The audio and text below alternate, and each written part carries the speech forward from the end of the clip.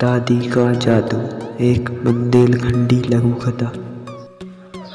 दादी 80 साल से भी ज़्यादा की हो गई और उन्हें बुढ़ापे ने बहुत बुरी तरह जकड़ लिया।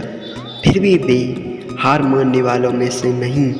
कहती थीं, छोटा के बड़े चोरा को ब्याहूंगी और उनके बाल बच्चे भी देखूंगी। एक बार की बात है, शाम हो गई थी। उस दिन सब सोने को चले गए। प्यार करके दादी ने भी खा ली थी एक दो कुचनियाँ जैसे तैसे। खाने से पहले सबसे वह कह देती कभी कभी, मोए खावे दियो तो प्यार मोहब्बत से, नहीं तो हम भूखे न मर जाएं तुम्हारे अन्न से। और फिर सब लोग क्या कहते दादी से, टुकड़िया तोड़े खावे प्यार से ही देवे हमोरे, फिर भी कोई ऐट का देत होए तो बतलाओ। दादी भी चटके क्या कम मार कह दिया, तुम्हारी सबकी बहुएं गिन गिन के देत हैं, अब तो मोए छोटा के बड़े चोरा की बहू की आस है। और फिर क्या, सब बहुओं को ऐसा ताव भरा जैसे कि लाल लोहे पर जल डालने पर होता है। सबके ताव भरे स्वर ये थे, हमें ये है वाहिदी, आप जान लो राजी कर मेरी बात को। दादी भी फिर कहाँ चूकी। अरे देखो तो इन दांतों को कहत मारी डाल है, अब तो हम तो हंसी ठिठोली भी न कर सके। दादी के मधुर मुँह से कड़वे वचन सुनकर घर में हंसी का ठहाका छा गया। वो ठहाका अब नहीं रहा। अब शब्द भी तौल तोड़ के बोलना पड़ता है, कहीं रिश्ता टूट न जाए। दादी भी सोने को जा पहुंची थी, बस एक बीड़ी जो पीनी थी मस्त। ये उनकी आदत नहीं थी, बस डॉक्टर का मशवरा था। अम्मा अब तुम्हें इलाज नहीं लग है तोरे पेट के ई रोग को, सो अब तुम बीड़ी पी लगो। रातें अंधेरी होती थीं।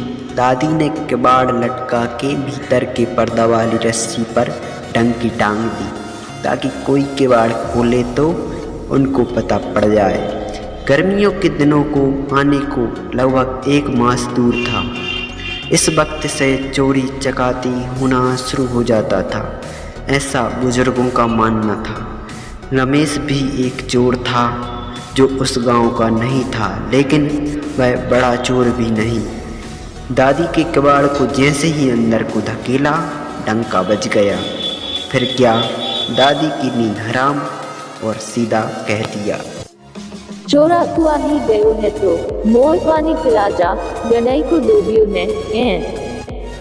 रमेश का हाल बेहाल, प्राण से सटक गए हो जैसे, पर जैसे तैसे हिम्मत की, मन ही मन फरियाद की, हे राम, अब तो पकड़ आ गया, अब तुम ही सहाय करियो। दादी को कुछ उत्तर न मिलते फिर कहा, सुरा सुरा हाथे काहे की है, बीवी है का। अब रमेश और भयभीत हो गया, क्योंकि उसकी पतलून जहाँ से फटी थी, जरेटों में से निकलने के दौरान कांटे बीत गए थे, इसलिए वह दर्द के मारे कराह रहा था। फिर भी वह आवाज ना हो काबू में करे हुए था। जैसे तैसे हिम्मत करके बोल दिया, नहीं, अभी भरता हूँ पानी। मन ही मन गुहार लगा रहा था, इस जंगल से कैसे निकलूंगा, हे प्रभु सहायता करो। दादी को उसकी आवाज कुछ अटपटी सी लगी तो फिर बोल पड़ी, तू गांजे में रमेश उड़ा रहो थोका। रमेश अब पूरी तरह डर चुका था, उसे पूरा विश्वास हो गया। बुढ़िया ने मुझे पहचान लिया, अब क्या करूं, एक बार बच जाऊं, हे भगवान, कभी ऐसा काम नहीं करूंगा। उसने दादी को पानी पिलाया, पर ज्यों ही वह जाने लगा तो दादी ने रोका, चोरा तोरी शिकायत थाने में करने पर है, गांजो खूब भूखे हैं, चल अब मोरे पांव दबा दे, बहुत ही दर्द कर रहे हैं और तू उसे बिस्तर डाल लिए, पहले तनक झाड़ू लगा लियो। रमेश की हालत पहले जैसी नहीं रही थी। अब वह सिर्फ भागने की फिराक में था और जैसा दादी ने कहा वैसा ही करता गया और सो गया। नींद लगाकर नहीं, जाग कर सोया था, जो वो वर्षों से नहीं सोया था। शिक्षा हमें हमारी संस्कृति नहीं बदलनी चाहिए, बल्कि दोष ही मिटाना चाहिए, क्योंकि एक दोष के कारण संस्कृति मिटाने से उसका दुष्प्रभाव हमारे जीवन पर भी पड़ता है। और हमें बुजुर्गों का आदर सदैव करते रहना चाहिए, इससे हमें नम्रता आती है। इसलिए सही कहा जाता है, आप जैसे हो ठीक हो, बदलने के चक्कर में अकेले पड़ सकते हो। इसका मतलब ये नहीं अच्छा बदलाव नहीं होना चाहिए, बल्कि इसका मतलब है बदलाव सही हो और मंद गति से हो। दोस्तों, इसी के साथ मैं आप सभी से विदा लेता हूँ। फिर मिलेंगे एक नई कहानी के साथ।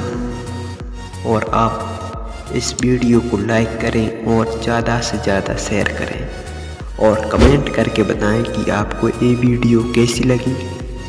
और दोस्त, अगर आप इस दोस्त के चैनल पर नए हो तो सब्सक्राइब करें, ताकि आप हर वीडियो सबसे पहले देख सकें। धन्यवाद। आप सभी का दिन मंगलमय हो।